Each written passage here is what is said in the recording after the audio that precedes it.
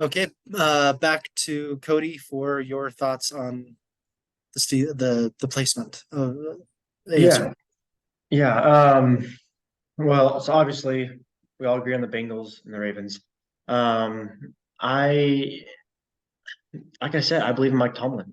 I think he's a fantastic coach, and he's going to figure out a way to get this team to 9-8. And in a division where you have, it's just really difficult to have four teams all with winning records. It's happened before, but it's really difficult. And so, with my prediction that the Steelers are going to be 9-8, and then we already know the Bengals and the Ravens are up there. That just kind of like by default puts the Browns in last place. I don't think they're going to be like a 2-3 win team or anything, but I don't see them getting 8 wins. I think they'll be 7 win team probably, and that's probably going to fall on Deshaun Watson, in my opinion. I don't know. I know he has the potential, but he's lost. It looks like he's lost confidence to be the quarterback we know he can be, and I just don't see it happening in this division for them. Okay. All right. Well, jumping into the next team and the next division, we are looking at the NFC South, starting with the Atlanta Falcons. Desmond Ridder is their quarterback. He took over about halfway through the year for Marcus Mariota, and he played well enough in the final 4 games. He went 3-1 with the Falcons, and so the Falcons think that he's good enough to take over that starting role full time. Offense, a lot of running is going to happen here. Bijan Robinson, the 8th overall pick, was their first pick, and he's going to join as the lead back along with Cordero Patterson, who does a lot. Matt Collins also brought over as a wide receiver to join Drake London and Kyle Pitts. Offensive line, also a sneaky good offensive line here. Chris Lindstrom, maybe one of the best offensive guards in the NFL. He was an All-Pro last year, best blocking, run blocking offensive lineman. And Matthew Bergeron, a second-round pick, who was the best run blocking guard in the draft that they drafted as well. They certainly have a theme going on here. Calais Campbell added from Baltimore to join that defensive line with Grady Jarrett. Linebacker core, Bud Dupree added in free agency, as well as Caden Ellis to join the linebacker core of Troy Anderson and Lorenzo Carter. In the back end, a lot of changes here. Jesse Bates as the safety, the big addition from Cincinnati. Jeff Okudah and Mike Hughes both come over from Detroit. Jeff Okudah was a 3rd overall pick 4 or 5 years ago. Hasn't played extremely well in Detroit. They're giving him a chance here in Atlanta. Offensive depth includes Taylor Heineke as a insurance in case Desmond Ridder doesn't pan out. Jonnu Smith added at tight end as well. The rest of them, Scotty Miller is an addition there at wide receiver as well. Defensive depth, David Onyemata added in free agency, as well as Justin Ellis in the defensive line. In the back end, Clark Phillips, a draft pick out of Utah in the 4th round. He was considered a first-round talent, but he's small, as you can see by his height and weight there. And so he fell to the 4th round. Could be a big steal for the Falcons. Secondary, or the special teams, I keep saying that. Special teams returns fully intact. And so the coaching staff adds a defensive coordinator from New Orleans, Ryan Nielsen. So I think this is me, right? Or no? I don't remember whose turn it is now. So 1, 2, 3, 4. Dustin's turn. Yeah. You're up first, Dustin.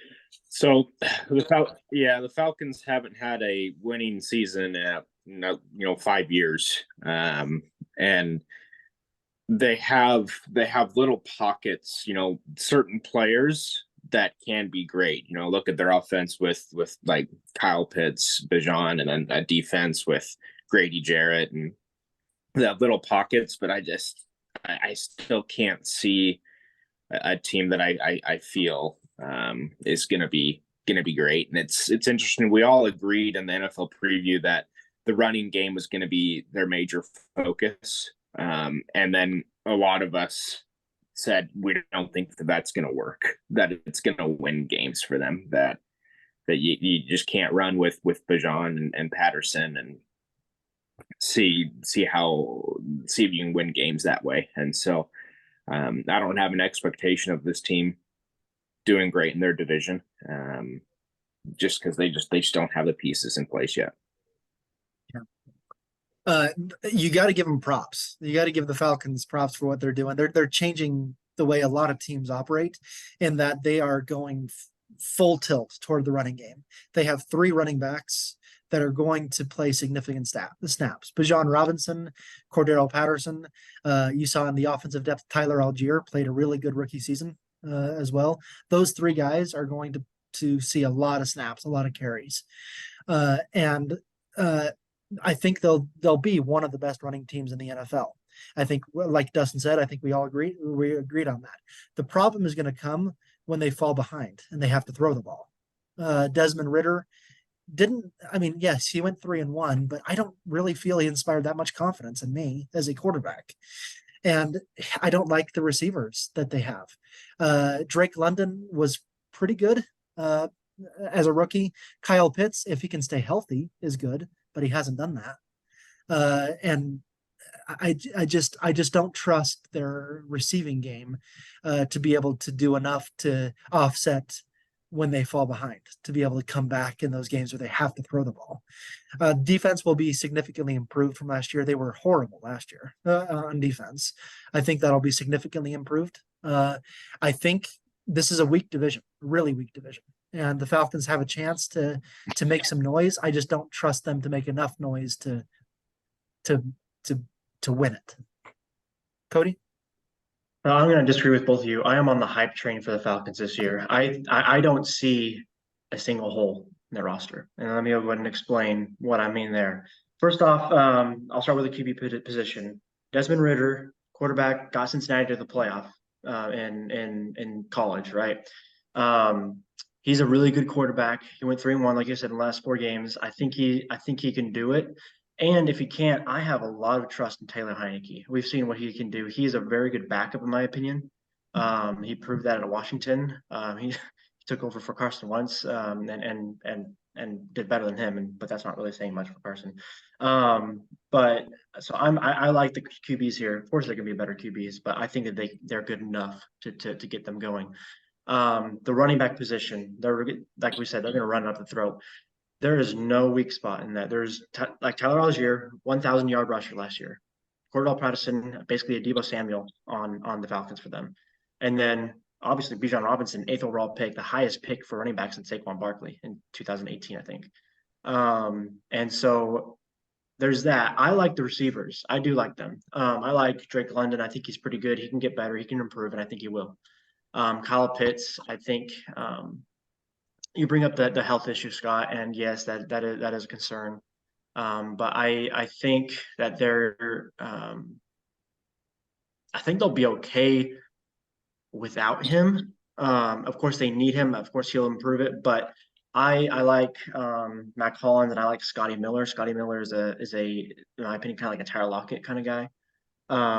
And so I like this offensive roster. Their defense, as we've already stated, is looking really good. So I think that if this team does not perform well, it's on Arthur Smith, not on the players.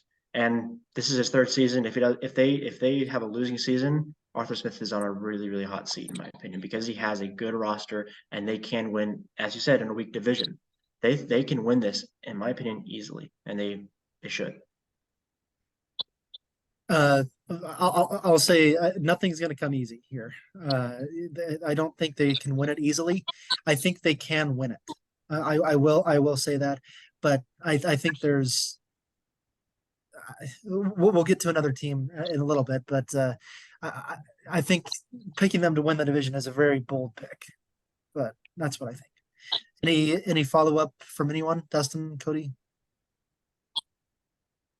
Actually, real quick, I was just going to say, if Kyle Pitts does not stay healthy and goes out, I like Jonnu Smith too. He's proven that he can be a reliable tight end.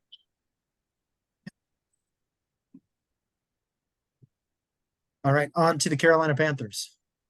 They made the bold move in the draft to trade from number 9 all the way up to number 1 and grab the quarterback they wanted to grab.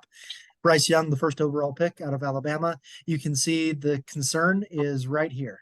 5'10", 205. That is tiny for a quarterback in the NFL.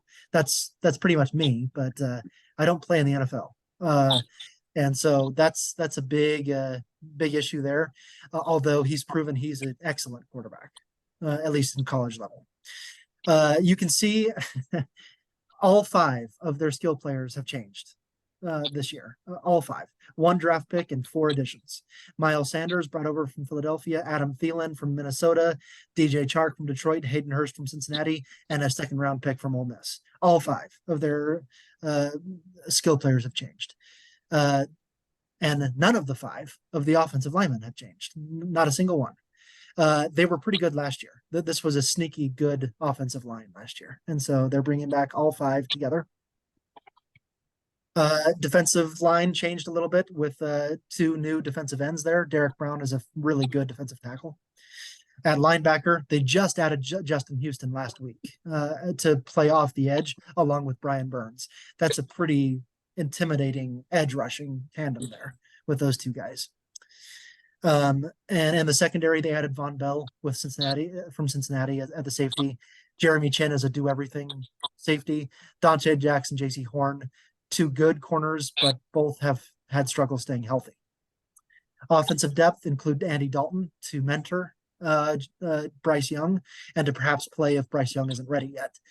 The other ones across the board pretty much stay the same. Terrace Marshall could play a lot at wide receiver. Defensive depth includes quite a few changes. Deshaun Williams comes over from Denver. He's going to play a lot in that defensive line as well. And Eric Rowe brought over at safety to compete for a 3rd safety spot as well. Johnny Hecker, great punter, joins this coaching staff. All 3 change immediately. Frank Reich, the new head coach. Thomas Brown was the Los Angeles Rams assistant head coach last year. Ajiro Rivera was the Denver Broncos defensive coordinator last year. So all 3 changing. So a lot of changes in Carolina. I guess I get to start. And it's going to be a brand new season. This is a whole lot of changes happening on one team to start a new season. I like a lot of what they've done. I really do. I think Bryce Young is going to play really well. I think that he's set up for success with Frank Reich as a head coach. Frank Reich has had success with quarterbacks in his career, and I think Bryce Young is coming into a perfect situation. Miles Sanders is a great addition at running back. Bryce Young has been given every possible weapon of success here. Adam Thielen, a great receiver, DJ Chark, and sorry, forgetting the name of the Jonathan Mingo, the draft pick that's going to help as well. I think I really like what the Panthers have done. I think the defense is going to be strong. They were strong last year as well. And so I think I may be in the minority, but I really think the Panthers have a chance to challenge for the NFC South title this year in their first year in this new group. I really like what they've done. The problem is going to come because this is a bunch of new guys playing in new positions. Trying to get cohesive as quick as possible is going to be a challenge because these are guys playing in different systems for the first time. So will they win the NFC South? I don't think so. But this is a team that has a chance to prove a lot of people wrong. Cody, to you. I don't think that they will win the NFC South. I think that we've seen a lot of college quarterbacks over the year get drafted high, come into the NFL, and not perform too hot. And I think Bryce Young is going to be the next one on that list. I think that I think he's an excellent pocket passer. Of course, he's short. His size is a concern. He's not much of a scrambler, a mobile quarterback. Of course, he can do it, but he's just more of a pocket passer. But I think he's going to have a rude awakening to the NFL with an NFL defense. I think he's used to being on an all-star cast of Alabama, basically a professional team in college, and just being able to throw it to whoever wants because they're always going to be open. I think that he rarely faced a very good defense in college. Georgia defense was a good one, and that's who they faced, and he lost to them. And so I think that he's gonna struggle big time.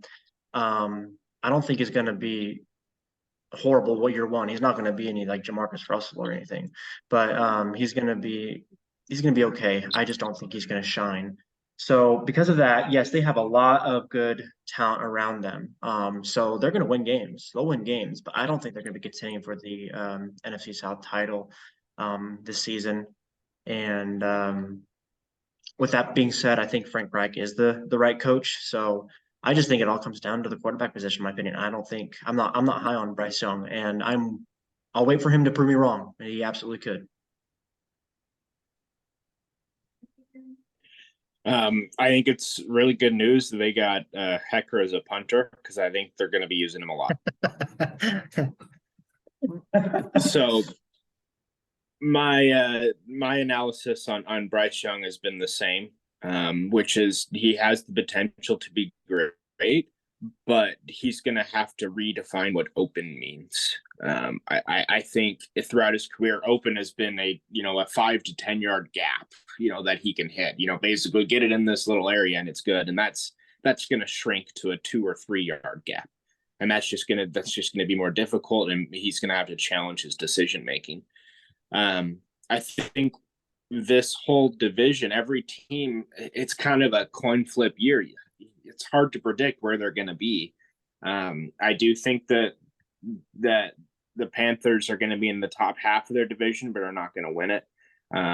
There could be some greatness occasionally, but probably not enough to get above 500.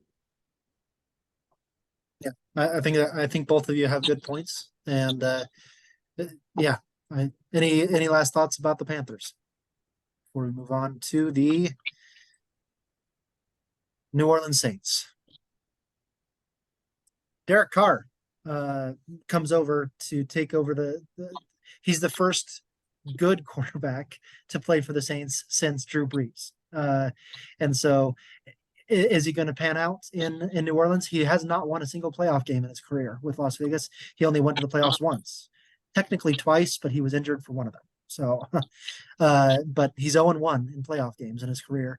Can that change with New Orleans? Their offensive weapons here depends on health and availability. Alvin Kamara will be suspended for the first 6 games of the year. So they did bring over Jamal Williams, who not only he only led the NFL in touchdown runs last year. So he's a big addition to bring over there. Michael Thomas hasn't been healthy in 3 years. 3 years ago, he was the best receiver in the NFL. Can he get back to that? Those are question marks here. Offensive line is pretty good across the board. Andrews Pete was the one weakness part here, and they did sign they signed I'm trying to remember his name. I'll remember this in a second. They signed a really good left guard, and he promptly tore his Achilles in the offseason. And so it's back to Andrews Pete. Along the defensive line, you can see the additions they made at defensive tackle. Brian Breesy in the first round, their first pick. Cameron Jordan still over there at Pro Bowl level. Demario Davis, a great all-pro linebacker to join Pete Werner.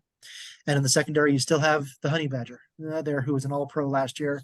Marshawn Lattimore on one side, Bradley Roby on the other, Paulson Adebo in the slot, and Marcus May at the other safety. Offensive depth includes still Jameis Winston there at quarterback. And Kendre Miller, another running back that's going to see significant snaps while Alvin Kamara is out on suspension. Defensive depth, Jalen Smith signed as another Pro Bowl level linebacker. Jonathan Abrams signed from Seattle to take over another safety spot there. Long snapper was an all-pro in Zach Wood. The others remain the same. You can see Joe Woods joins the staff at defensive coordinator. He was the Browns defensive coordinator last year. The other two remain the same. So over to you, Cody, on the New Orleans Saints. Derek Carr is a good choice for them. I think he makes the Saints relevant again. And I guess I'm curious about what's the coach's name? Dennis Allen, is that his name? Right. I'm curious about him. He 2 years, he's 15, 30, 38, I think is what it was. I'm curious with this year, having a good quarterback that you can trust, who's reliable, he's proven that.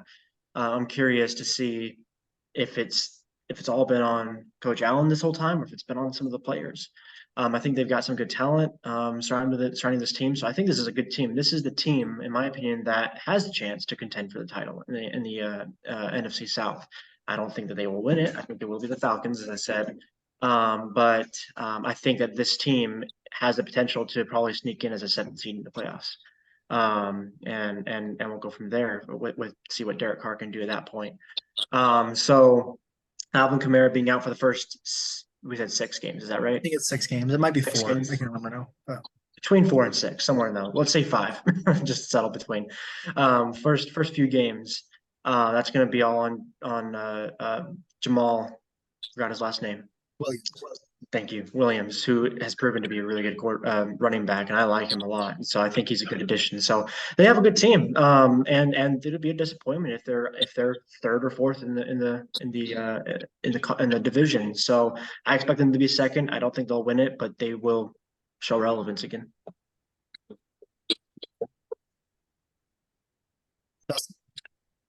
Yeah, the Saints have a lot of weapons. So that's the thing I like most about this team is there's a lot of weapons on both sides of the ball. My opinion, I don't think Derek Carr's one of them.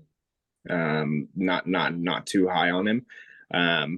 But they have weapons for sure, and I think that they're going to win the division. And I don't think they're going to win it by winning 12 or 13 games or anything, but still be able to win the division and get themselves to the playoffs. Again, we've talked a lot about the suspensions and the injuries and all that have plagued this team for years. It only needs to click once in a season, and this could be it, in which they're able to put it together and be a really good functioning team.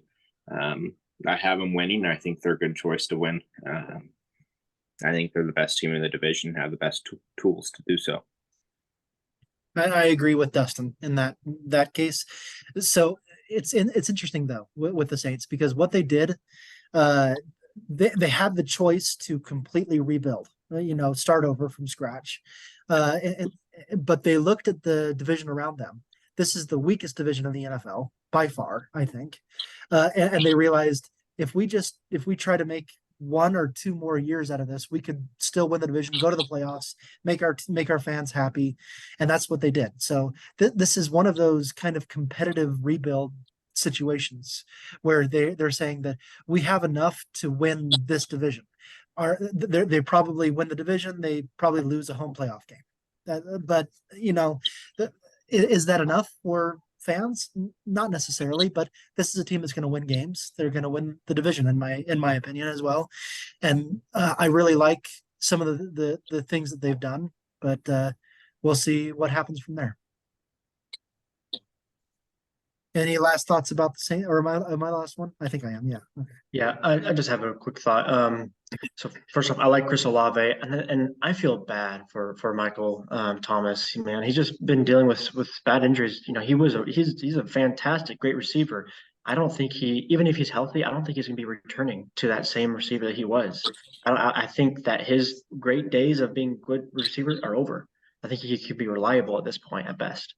And so I think that if he gets injured one more time, I hate to say it and I feel bad for him, but he might as well look at retirement.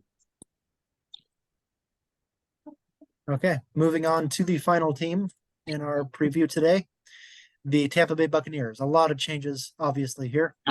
The first being this one right here. Tom Brady retires after 22 seasons in the NFL and 7 Super Bowls. You don't replace that lightly. But they've replaced him with Baker Mayfield, a first overall pick. He had a couple of good seasons in Cleveland, but it's been 4 years ago and good teams ago and multiple teams ago. So Baker Mayfield is the guy that's going to replace him.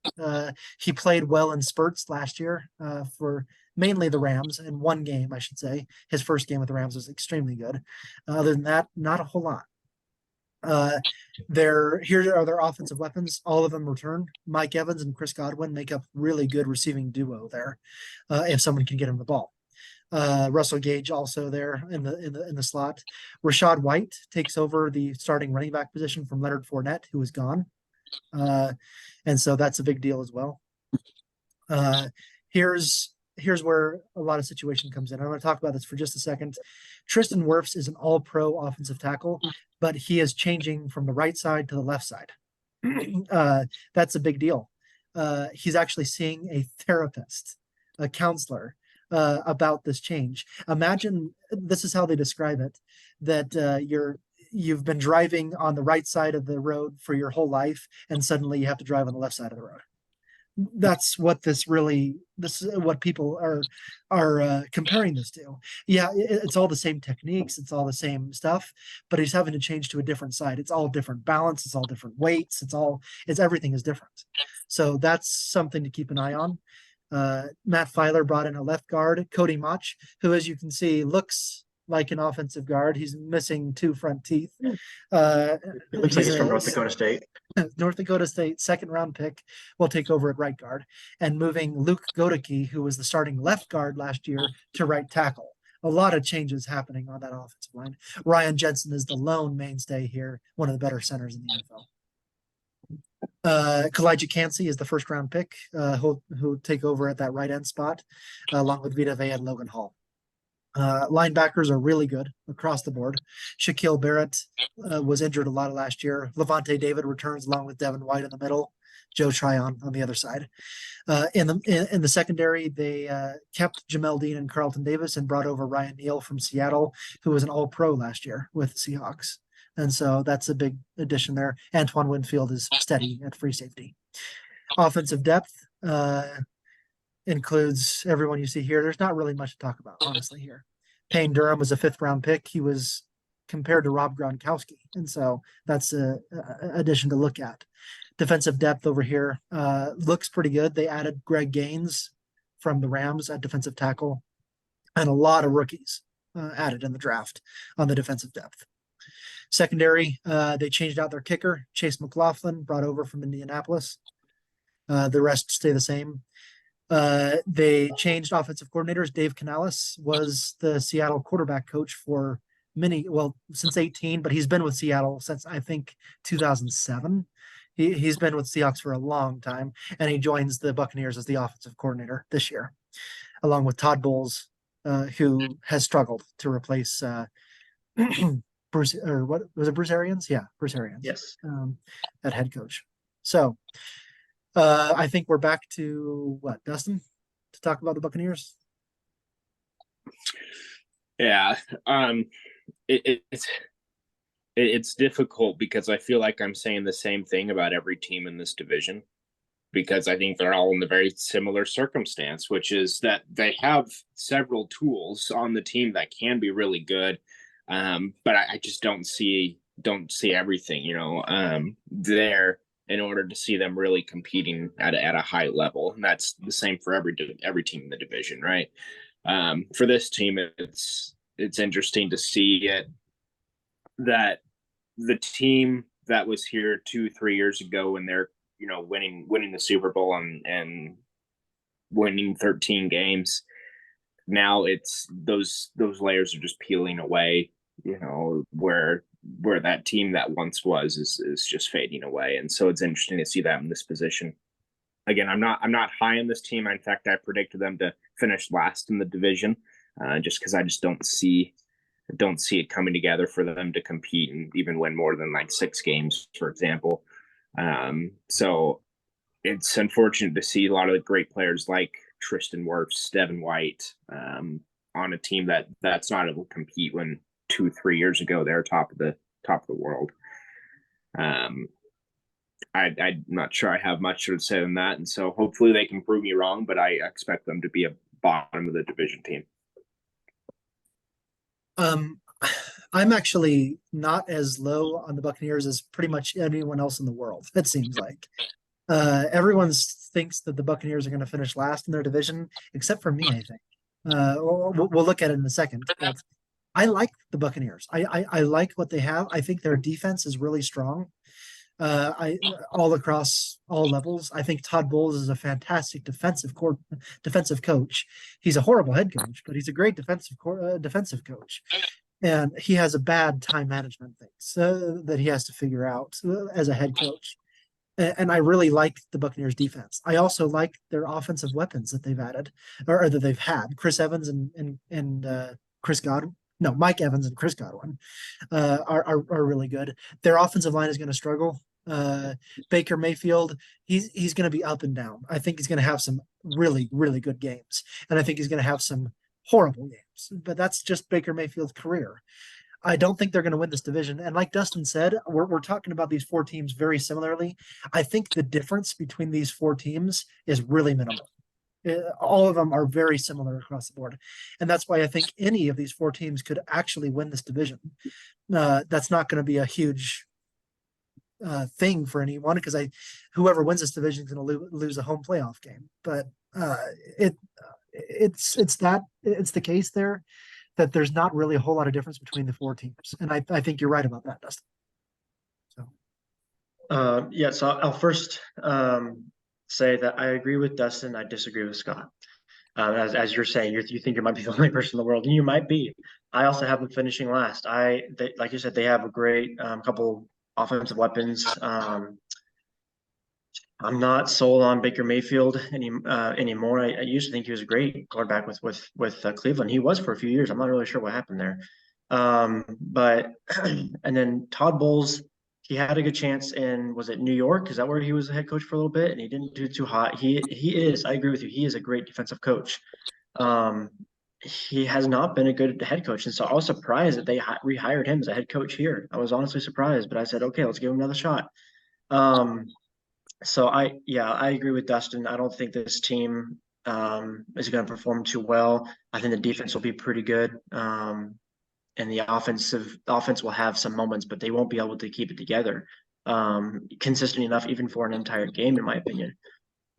So with that being said, I agree with you guys that the Saints, Panthers, and the Bucks all have very similar teams. I'm like I said, I'm high on the Falcons. I think they're very different in this division. I think that they are maybe not by a mile, but by a half mile, the better team, in my opinion. So, but I do agree that most of these teams are very similar. But yeah, the Bucks are last place in my opinion. Let's look at how we all picked here. If I can find, I went to a different spot here so I could look at a name. The name I was trying to find was Trey Turner. That's who they hired. That's who they signed as their offensive guard. He promptly tore his Achilles in the offseason. So anyway, this is what it looks like. The NFC South picks. Cody is the only one picking the Falcons. All the four rest of us are picking the Saints to win that division. The rest is kind of scattered. You can see the Falcons finishing in third for everyone else except Cody. I have the Buccaneers finishing second in that division. I really do. And like I've said before, and here's what I'll say. I'll reiterate that I think the difference between these four teams is so small and that's why I mentioned I like what the Panthers have done, but I still have them finishing last in this division just because I think they're all going to finish between like 5 and 9 wins, all of them. And so anyone can finish here. So we all have differences here. Anyone want to talk about what they picked here and why they picked it? Yeah, I'll go first. And this also probably comes as a surprise to you guys. This is one of the only divisions that I felt so sure. I wasn't hesitant in choosing who I chose. Falcons are first, Saints second, Panthers third, Bucks fourth. And as I was saying before, Saints, I think that Derek Carr made them relevant again. I think that they are the only team, in my opinion, that can contend for this title. That's why I have them in second. I do think that the Falcons roster is, at least on paper, is the better one in my opinion. And so that's why I stuck with the Falcons. There's nothing changing my mind about that until week 10. If they're in fourth place at that point, then be like, okay. But going into the season, nothing's changing my mind about that. And then I stated why I thought the Panthers are going to be in second. I think I'm not too hot on Bryce Young, so that's why mine's set up that way. And as of right now, there's nothing anyone can say that changed my mind on that. Dustin, any thoughts about how you picked that? Do you want me to bring them back up or no? No, we're good. I I think it's interesting, yeah, that 4 out of the 5 of us feels like we can shuffle the cards in a different way, and they can end up being, mostly true. Yeah.